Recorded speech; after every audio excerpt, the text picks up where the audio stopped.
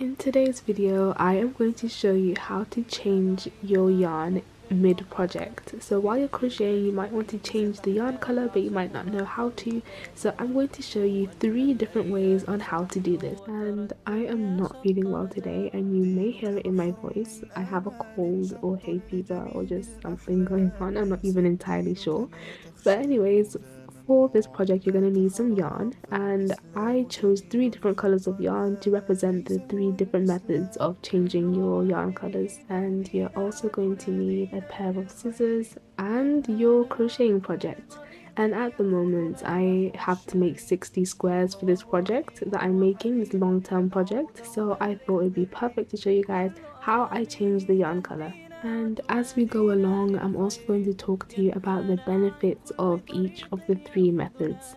So, method number 1. I want to change from this really nice green color to this mustard yellow color. But how? It's actually really simple. So you're going to get your project, and let's say you have one more stitch to make. So I'm going to yarn over, because this project consists of half double crochets. So instead of pulling all 3 of these loops through with my green yarn, I'm gonna let go of my green yarn and get the tail end of my mustard yellow yarn. So I'm gonna grab it, pinch it with my thumb just to hold it in place, and you're gonna wrap it around your hook like this. And then you're going to pull those loops straight through. And here you have changed your color. And this is what it looks like on the hook. And this is what it looks like on the back. You have your green tail at the back and then your orange tail in the front. And now you can just continue your project. So we're gonna yarn over, insert the hook, yarn over, pull through, and complete our stitch. And this is what it looks like. And if you're not going back to using your green yarn, you can just cut the yarn and let it go completely and just continue crocheting with the orange yarn.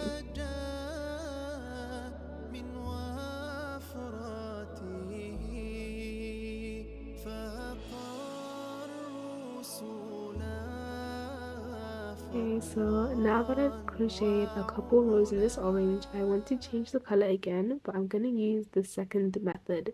So this method is actually my favorite one. So what you're just going to do is get some of your yarn. You just want to get enough yarn so you can actually tie a knot. So we're going to cut about this much.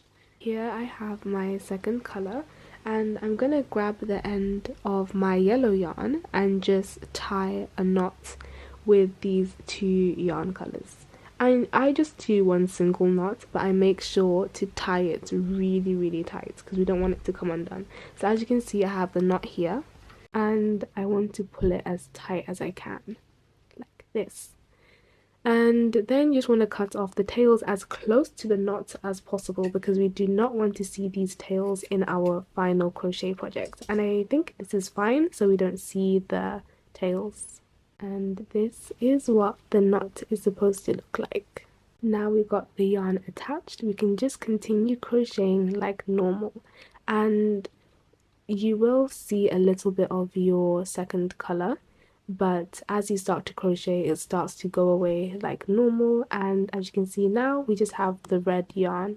So we're just going to insert our hook into the next stitch and then just continue crocheting until you want to change the yarn color again. I am finally ready to show you guys the last method, and this one is actually really weird. So what you want to do is just make one more stitch, because I will show you what we're going to do in a few seconds. Okay, you're going to make one stitch like this, and then you want to remove your crochet hook and get your next yarn color. Here I have my next yarn color, and I just want to weave it through my project. You want to go into the same stitch that you just came out of. So you're just going to put your hook in and pull your yarn through like this. And here we have it attached. And then you want to tie a knot. So you're going to get the short end, and then you have the end that's attached to the ball of yarn, and then we're just going to make a knot, just one knot, and you want to pull it as tight as possible. Make sure you do not tie your other color into your new color. and I'm just going to pull this as tight as I can, like this. And then I'm going to cut off the excess, and you want to cut it as close to the knot as possible so we don't even see it. And this is very similar to the one that we just did as well. So here we have the color attached. And we do not need this red color, so we can just let go of that and then continue our stitches. So you're going to get your new color, yarn over, insert your hook into the next stitch, yarn over, pull through, and pull through two. And now we don't have any more orange, so we can just continue our project with this color now that we've got rid of the second color that we used. And then you can just crochet like normal.